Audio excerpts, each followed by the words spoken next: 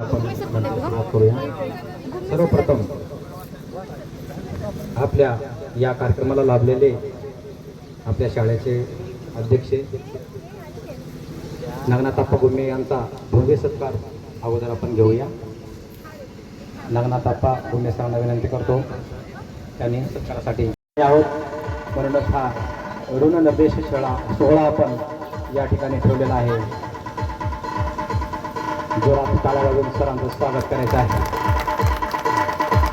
समोर बघायचं.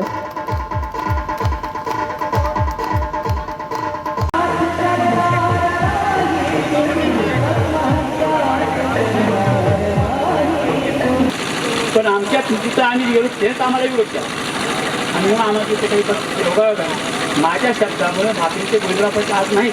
त्यांनी आम्हाला चांगलं सहकार्य आणि त्यांनी म्हणून सांगितलं की आपण तुम्ही म्हणता त्यांनी सुद्धा मला चांगलं सहकार्य केलं. आमच्या शाळेचं सगळं तिथलं बाजूला आणि स्वतः तुम्ही सगळे घालतात.